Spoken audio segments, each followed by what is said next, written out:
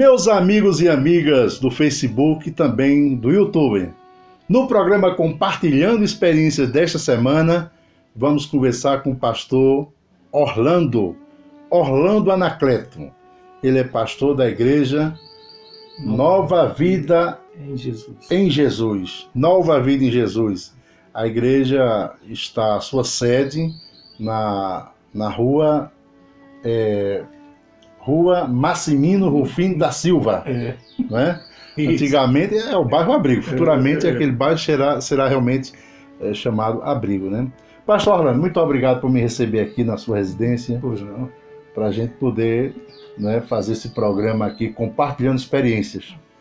Vamos lá. É com muita alegria, e antes de gravar esse programa, nós já conversamos bastante também sobre vários assuntos, vários temas, Vários temas. Pastor, quando foi que o pastor resolveu morar em Sairé? Na realidade, não foi uma decisão de imediato, né? Foi algo que vinha sendo amadurecido porque nós morávamos em Recife. Eu sou de Recife, natural de Recife, e a igreja a qual nós congregávamos lá, o pastor presidente, ele sempre nos fazia uma proposta, que era se nós tínhamos o desejo de ir ao campo, né, de fazer um trabalho missionário, de levar a palavra de Deus a outra cidade. E a princípio eu sempre rejeitei, eu dizia que eu não tinha chamada missionária, mas chegou um determinado momento que nós viemos para Sairé fazer uma visita, porque ele tem alguns parentes aqui nessa cidade, e nessa visita nasceu o desejo de se instituir aqui uma igreja, que não é a igreja que eu hoje faço parte, sou presidente, não. Nós começamos um trabalho missionário aqui em Sairé com uma outra igreja, né? Era um outro ministério. Era um outro ministério, exatamente, né? E aí nós viemos para cá em junho de 2011, instituímos esse trabalho, né? É a igreja que se chama Ministério de Missões Vida em Cristo. Foi a igreja que foi instituída por nós. Passamos lá 3 anos, e depois dos 3 anos nós saímos, graças a Deus, debaixo da bênção, sem nenhum problema, e começamos uma nova obra, né? Começamos um outro ministério qual hoje eu faço parte e sou o presidente, que é a Igreja Nova Vida em Jesus. Nova Vida em Jesus. Nova Vida em Jesus. E esse ministério já está há quanto tempo? Esse ministério já está há 4 anos. Eu penso que agora em outubro nós iremos para 5 anos, mas já estamos com 4 anos de ministério aqui em Sairé e 3 anos na cidade de Camusim de São Félix. Também tem outras filiais. Tem outra filial, né? Nós temos a sede, que é aqui em Sairé, e temos uma congregação na cidade de Camusim de São Félix, já há 3 anos. Muito bem. E a quantidade de membros? Como eu imagino que é um ministério novo, não deve ter um número tão grande assim de pessoas, não. Né? Como foi dito por você, é uma igreja nova, né? Que o nome ele tem um objetivo. Quando nós oramos a Deus e pensamos no nome Igreja Nova Vida em Jesus, é porque nós queríamos realmente que fosse algo novo, que fosse algo diferente, não é? Então, tudo que é novo, tudo que é diferente, a gente entende e percebe que traz um certo receio. Mas quando nós nos referimos e falamos de novo, de diferente, é justamente na prática do amor. Porque as igrejas, de uma maneira geral, falam muito em amor, mas apenas no sentido teórico. E nós procuramos viver na nossa igreja esse amor na prática, através do perdão, através da ajuda, através do incentivo, através do abraço, da compreensão, não é? Sem olhar para a aparência das pessoas, não é? Porque muitas vezes as pessoas são discriminadas porque entram na igreja com um chinelo de uma cor e o outro do outro, porque vai à igreja com a mesma roupa toda semana, e muitas vezes elas de uma certa forma são discriminadas. Então nós procuramos, com essa visão de nova vida, abraçar as pessoas indiscriminadamente, não é? e a partir daí levar para essas pessoas a palavra de Deus através do Evangelho, que é a palavra de salvação, e apenas não ficar olhando para a situação, mas influenciar positivamente e tentar mudar a vida dessas pessoas, tanto do ponto de vista espiritual, como também na sua vida secular. Então, trabalho tem à vontade. Trabalho, né? tem à vontade. Muito bem. E quais são os dias que se realizam os cultos? Nós temos na terça-feira o culto de oração, né, no horário de 7 da noite às 9, né? Ou seja, das 19 às 21, é um culto de oração. Normalmente as igrejas realizam esse culto no período da tarde. Mas como nós temos o problema de mães que têm filhos estudando, tem a casa para arrumar, tem uma série de coisas para fazer, então, em consenso com a igreja, resolvemos colocar esse culto de oração na parte da noite, não é? Nós temos na quinta-feira um culto chamado Culto da Vitória, que é um culto também no mesmo horário, das 19 às 21 horas, né? É um culto onde nós, acima de tudo, prezamos pela ministração da palavra, porque é o grande ensinamento. A gente tem louvor, a gente tem testemunho, temos oração, temos gratidão, mas a parte da palavra, ela é aplicada na nossa igreja de uma forma incondicional, não é? Ela é prioridade, mesmo porque é através da palavra, não é, que nós crescemos, não é, como diz a própria Bíblia, crescemos na graça e no conhecimento do Senhor Jesus. E temos no domingo o culto da família, não é? Que é um culto evangelístico, né? Que ele é aberto a todas as pessoas como os demais cultos, mas ele tem esse objetivo específico de levar o Evangelho de Jesus para, à luz do Espírito Santo, resgatar vidas do inferno e trazer para o céu. Pastor, o que é que levou o senhor a querer ser pastor? Na realidade, não é uma questão de querer. Hoje, muitas vezes, como ser humano, pecador, falho como todo mundo, porque não é o título de pastor que nos difere das outras pessoas, somos pessoas iguais. Eu às vezes me pergunto, meu Deus, eu estou fazendo realmente aqui em Sairé o quê? Porque quando nós viemos de Recife, eu abri mão da nossa vida pessoal, da nossa vida comum, para abraçar o Evangelho. Esse chamado, porque não é uma decisão sua de uma maneira geral, mas na realidade é uma convocação de Deus através do seu Espírito Santo, é uma separação para algumas pessoas, porque são com elas que Deus conta para que o Evangelho ele seja propagado. E quando ele disse na sua palavra, aquele que quiser vir após mim, negue-se a si mesmo, tome a sua cruz e siga-me, então já estabeleceu que primeiro não é um desafio fácil ou simples. A gente tira pela nossa própria família, porque o pai de família ele tem às vezes 2, 3 filhos, ele já tem uma dificuldade imensa de administrar a sua própria casa, não é? Imagine um pastor, eu pelo menos em regra geral, colocando as duas igrejas, talvez a gente tenha 60 pessoas, não é? Agora você imagine um pastor que tem um rebanho de 100 ovelhas, de 200, e que nós, segundo a palavra de Deus, iremos dar conta dessas vidas. Então você imagina que cada cabeça tem um pensamento diferente, tem um problema diferente, uma emoção diferente, uma tristeza diferente.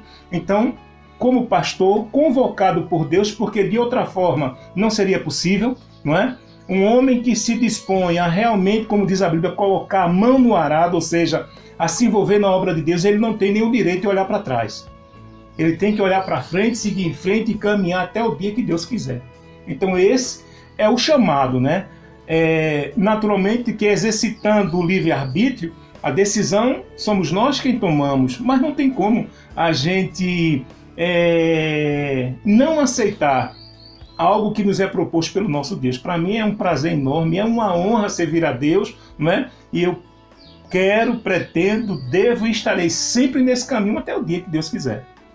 Muito bem, é importante, é um testemunho muito valioso, né? Muita Amém. Gente que está nos assistindo agora, com certeza só tem a aprender, não é? É preciso determinar bem para a sua vida, né, essa vivência, né? Exato. Esse dia a dia, que não é fácil, Não né? é fácil. É uma Porque luta. são muitos problemas que tem que administrar, não é? Com certeza. E como é que resolve, hein? Tantos problemas assim, não perturba não a mente? Perturbar seria uma palavra dura, digamos assim. Agora, naturalmente, dificuldade, luta, temos. Mas quando nós nos colocamos como instrumentos de Deus, não é? E procuramos fazer as coisas na direção do Espírito Santo de Deus, então, se não for hoje, será amanhã, mas com certeza haverá uma solução, não é? Porque a Bíblia diz que o choro pode durar uma noite, mas a alegria vem pela manhã. E muitas vezes na igreja eu brinco com os irmãos, eu pergunto: irmão, o seu amanhã já faz quantos dias? Ou seja, há quanto tempo você está esperando a solução para o seu problema?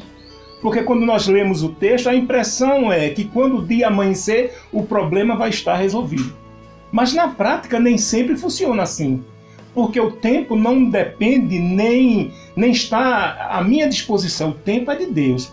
Então as coisas elas vão acontecer na hora que Deus determinar. Quando nós analisamos do ponto de vista espiritual.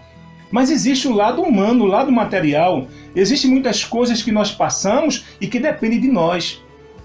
Da nossa atitude, da decisão que nós precisamos tomar. A dificuldade das pessoas é justamente essa, viver a palavra quando diz que aquele que quiser vir após mim, negue-se a si mesmo. Então, quando entra no princípio de negar a si mesmo, então as pessoas elas têm uma certa restrição, um certo receio, e aí elas passam por muitas dificuldades, porque elas não querem abrir mão de coisas que são justamente elas que estão causando aquela dificuldade, aquela dor de cabeça, ou até mesmo aquela tempestade que muitas vezes recai, né, sobre as nossas vidas. Então, mas na luz do Evangelho, na direção do Espírito Santo de Deus, a gente sai conversando, orando, né, clamando a Deus e mostrando à luz da palavra a solução para os problemas. É dessa forma que a gente procura resolver os problemas, que na realidade não são fáceis, né? São difíceis, mas não são impossíveis. Não são impossíveis, né? Agora, o senhor adotou no seu ministério a teologia da prosperidade ou não? Não, eu não adotei no meu ministério a teologia da prosperidade, mas entendo que a Bíblia trata disso. E pessoalmente não vejo nenhuma coisa pejorativa, não vejo nenhuma condenação, nem vejo nada demais. Porque quando nós analisamos, né, uma boa parte dos líderes da igreja, a gente vê que Moisés teve uma luta tremenda, mas de uma certa forma foi um homem próspero.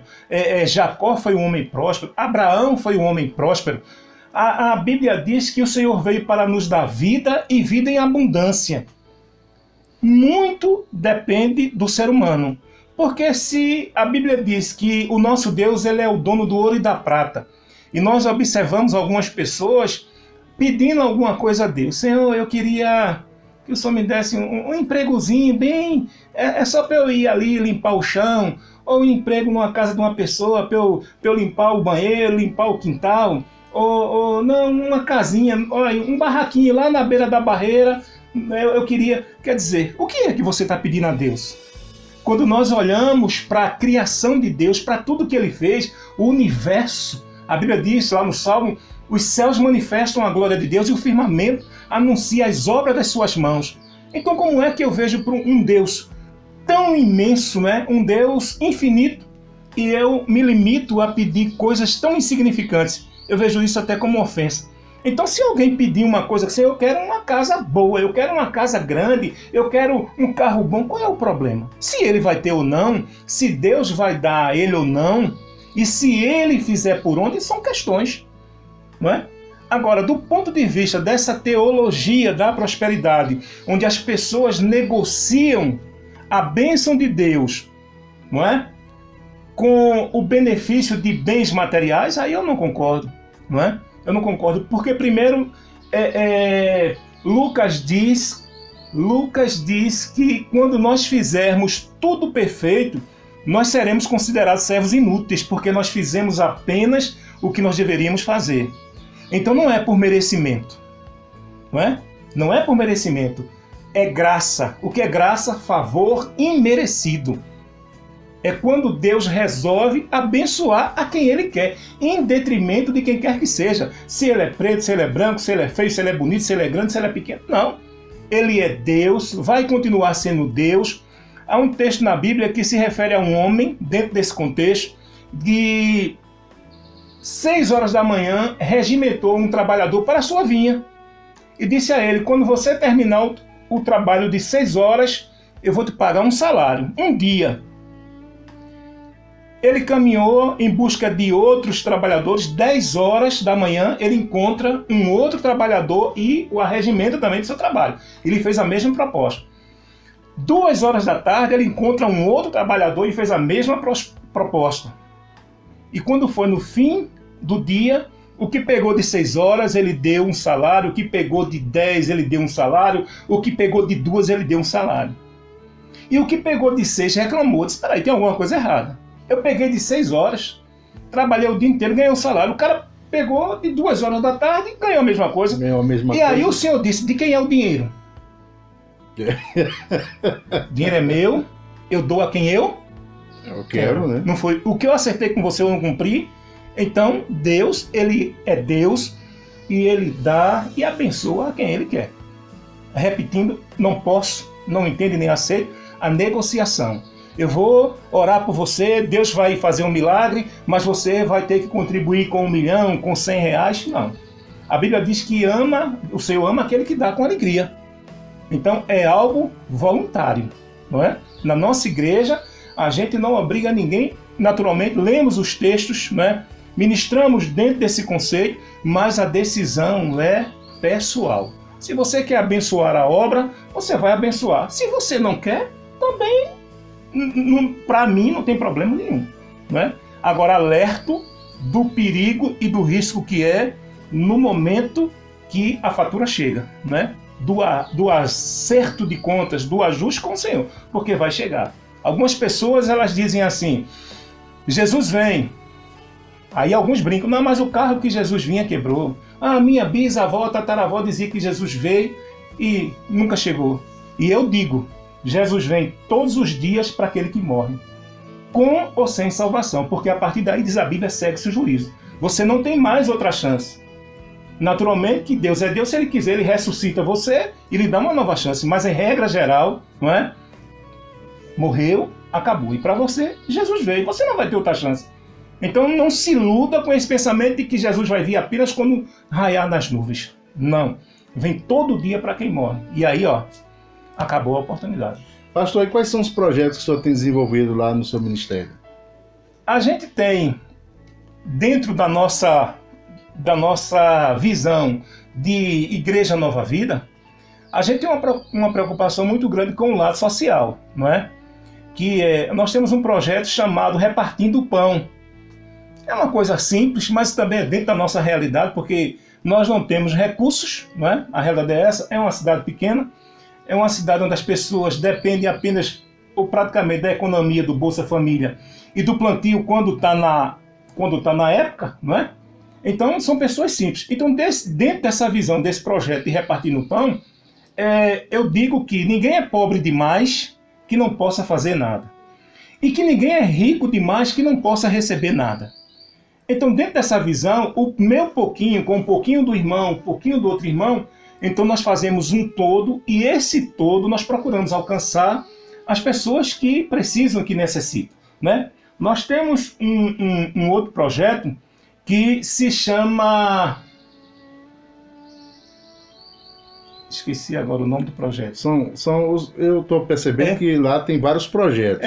Nós temos, na realidade, 2, não é? 2 projetos que são os principais. Que são os principais, não é? Os principais. Que...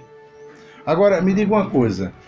Não se preocupe por o fato de esquecer o título que o senhor deu ao projeto lá, né? Esse projeto lá, que... sem lembrar título, não precisa lembrar do título aqui. Sim. Esse projeto alcança as pessoas, não é com produtos alimentícios. Eu entendi que o outro projeto, o primeiro que o senhor falou, o repartir com produtos alimentícios com agasalhos. Agasalhos, cesta básica. Cesta básica, né? Roupa, né?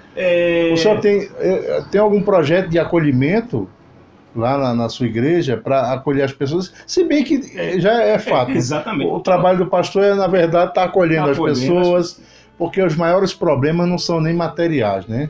São mais, assim, a nível espiritual, né? Emocional. Emocional. Exatamente. E isso só tem feito esse trabalho também, né? Temos esse trabalho de acolhimento, na realidade, como o ilustre vereador Oséias já abordou, de acolhimento, primeiro que é uma tarefa do povo de Deus, não é? E dentro, novamente, dessa visão que nós temos, as pessoas que chegam na nossa igreja, indiscriminadamente, nós abraçamos, procuramos ouvir, não é? E temos nos deparado com situações assim, que vai além da nossa compreensão.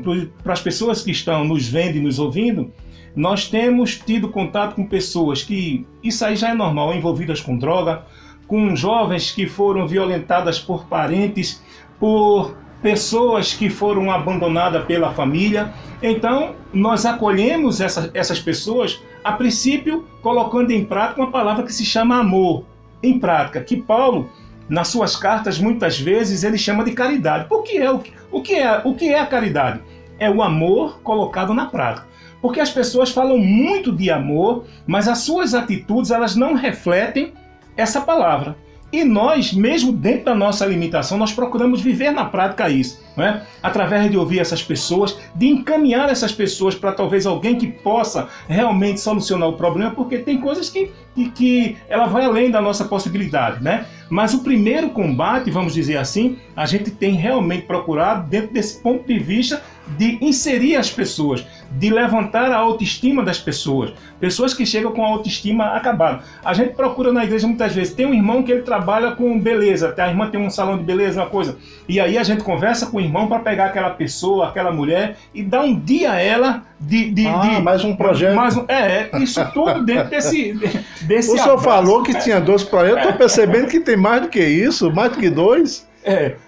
Pois é, então a gente procura realmente fazer com que as pessoas se sintam bem. Hoje nós fomos visitar uma família, eu e a minha esposa, e tinha uma jovem que ela se converteu na nossa igreja, né, nos acompanhou, e depois de um certo tempo ela infelizmente se afastou, se mudou para uma outra cidade, e nós encontramos essa menina hoje, já tem um filho, o casamento não vai bem, e ela dizendo, eu disse, rapaz, como é que você tá? Você tá tão bonita. Eu e a minha esposa dizendo para ela, que era bem jovem, e ela dizendo, não, eu tô feia, tô nada, com vergonha. Quer dizer, a gente viu que a autoestima daquela jovem, olha, tinha ido embora.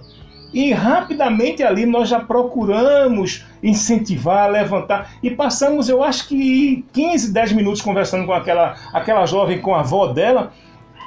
E eu fiquei impressionado, como sempre, com, meu Deus, a mudança que a gente já viu no semblante daquela jovem, né?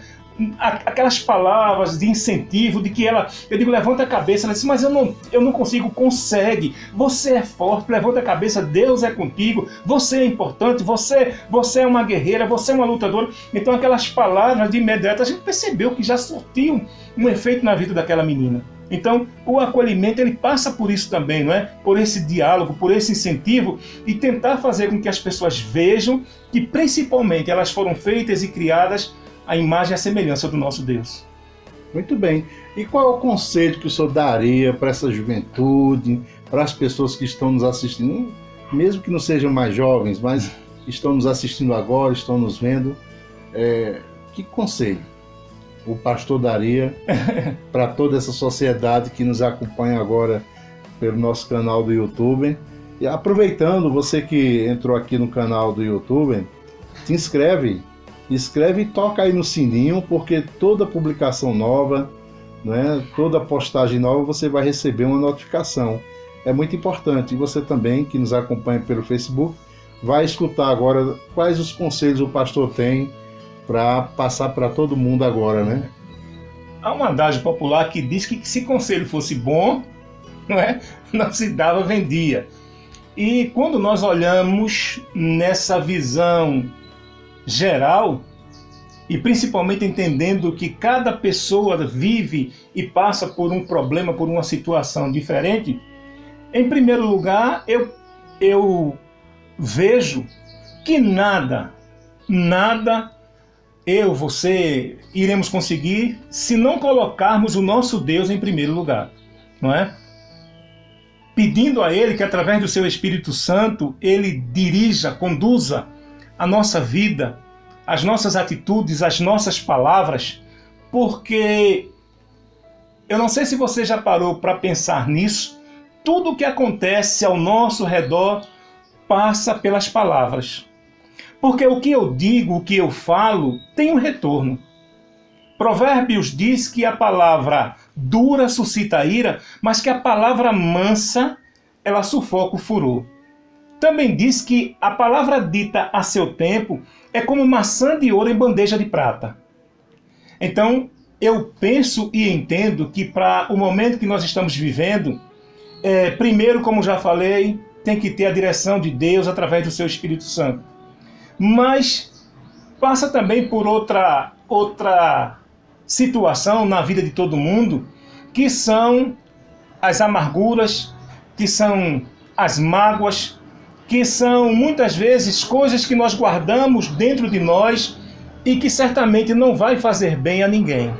Nós estamos vendo hoje um índice muito grande de pessoas com problemas mentais, com problemas de câncer, com uma enfermidade que até um tempo desse ninguém nem ouvia falar, chamada depressão. E nós entendemos que grande parte dessas enfermidades tem a ver com aquilo que nós guardamos dentro de nós, ou seja, a falta de perdão. Que a partir do momento que nós conseguimos liberar isso, e eu falo isso independente de credo religioso, não é porque eu sou pastor, não, nada a ver. Eu penso que isso, para o ser humano como um todo, isso vai trazer um benefício tremendo. Aí você pode dizer, não, mas eu não perdoo porque quem perdoa é Deus. Como se nós, quando ministramos a oração universal que é o Pai Nosso, que nós falamos, Senhor, perdoai as nossas ofensas, assim como nós perdoamos a quem nos tem ofendido, como eu posso dizer que só Deus perdoa? O perdão de Deus, ele é para a salvação, nós sabemos disso. Mas o nosso perdão, ele com certeza, ele vai libertar muitas pessoas. Porque tem pessoas que vivem oprimidas, né, que sofrem com aquele sentimento negativo dentro delas. Então, quando você começa a liberar, abrir essa gaveta que você trancou e jogou a chave fora, quando você permitir que Deus possa abrir, não é? E tirar essas coisas que tanto te machucou, que tanto te ofendeu, te fez mal, com certeza você vai começar a ter uma vida melhor. E quando nós temos uma vida melhor, amanhecer o dia, você sai de casa, a forma com que você desperta, a forma com que você caminha para o mundo, ela vai definir qual será o seu sucesso.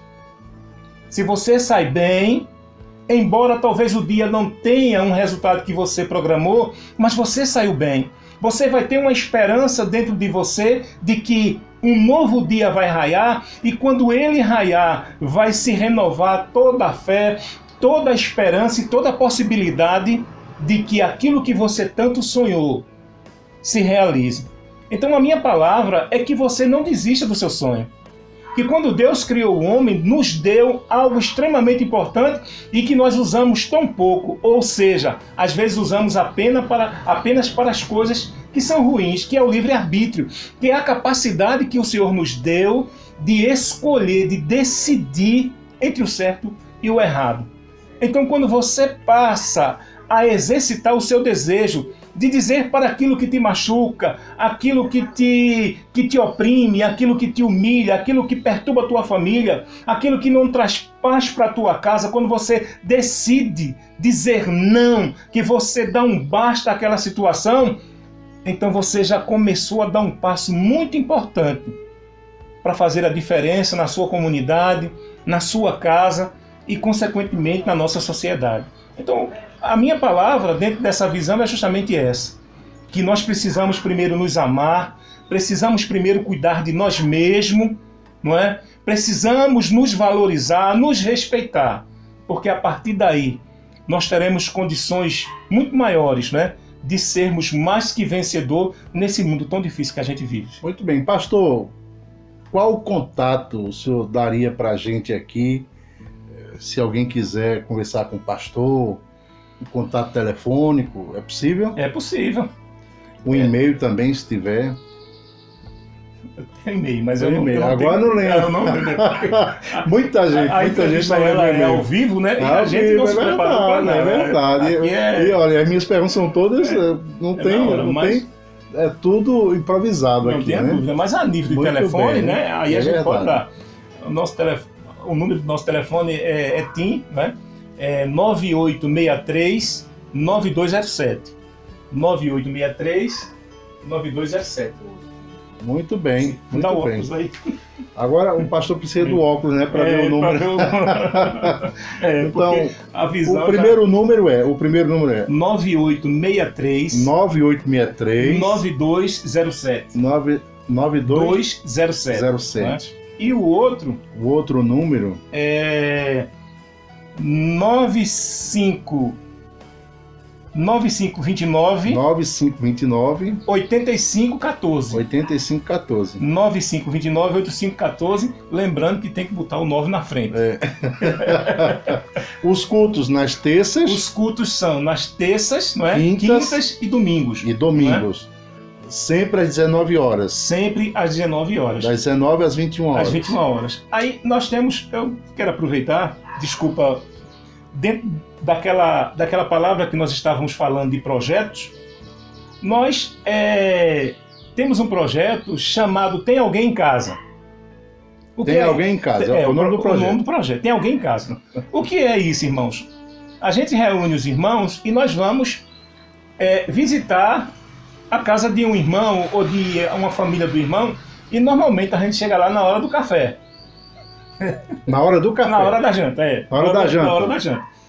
E aí, alguém pode ficar preocupado, mas vai chegar um monte de gente assim, não, nós vamos, levamos alguma coisa, e o nosso objetivo é fazer um intercâmbio, é conversarmos, não é? A gente às vezes se diverte, conta uma história, mas dentro dessa visão nós estamos observando a necessidade daquela pessoa.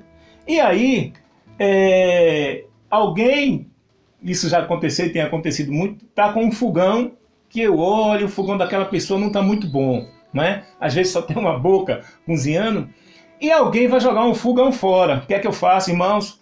Eu pego aquele fogão, trago aqui para casa, ajeito ele, troco peça, deixo ele funcionando, restauro, deixo novo e a gente doa para essa pessoa. Televisão, a pessoa vai jogar, não, porque TV é de tubo, tem pessoas que não querem mais. Eu digo, vai jogar fora, vou, então me dê para cá, eu levo, se tiver com algum defeito, eu levo para alguém consertar, a gente ajeita e a gente doa para uma pessoa. Estofado, né? Eu já trouxe uns 2 lá de Camusim, boto no meu carro, que eu chamo Trovão Azul, que é o meu esportezinho velhinho, boto em cima, amarro, já ando com as cordas, amarro, trago, ligo pro irmão, que eu já fui na casa do irmão e sei que o dele tá pior do que aquele. Então, é o que a gente pode fazer. Então a gente vai lá, irmão, a senhora quer primeiro, não traga, pastor. E aí a gente vai e leva, e de uma certa forma a gente está tentando ajudar e contribuir de alguma forma para a melhoria da vida das pessoas. E como contribui, né? Além do espiritual, né? Porque a Bíblia diz que a fé sem as obras é morta. Então, dentro da nossa realidade, estamos tentando fazer as obras também. Muito bem, eu só tenho muito a lhe agradecer por me receber na sua casa. O senhor pode deixar uma bênção especial para todos os nossos internautas? Com certeza, essa é a principal, não é?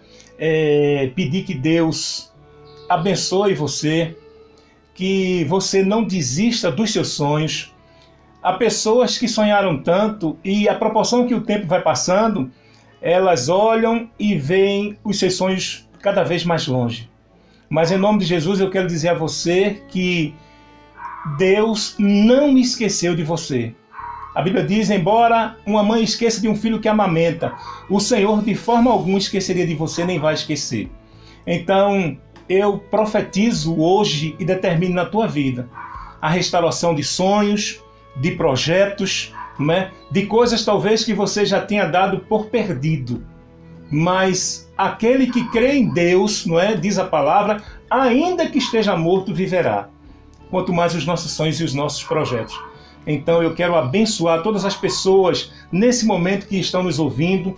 Se você tem algo que alguém disse que é impossível, alguém disse que não tem jeito, alguém disse que você não vai conseguir, eu, em nome de Jesus, profetizo na sua vida que tem jeito, que é possível, que vai acontecer, que você vai conseguir, que você é mais que vencedor em Cristo Jesus. Amém. Amém, amém. Bom, meus amigos e amigas, na próxima semana teremos mais um programa compartilhando experiências. Você que conferiu este programa, gostou, compartilha. Muitas pessoas estão precisando ouvir essa temática tratada. O programa é mais do que especial para uma pessoa que é mais especial, você. Grande abraço e até a próxima semana, se Deus quiser. Muito obrigado a você que assistiu esta matéria, a este documentário. Esperamos que você possa compartilhar para que muitas pessoas tenham acesso a toda essa temática tratada. Em breve nos encontraremos.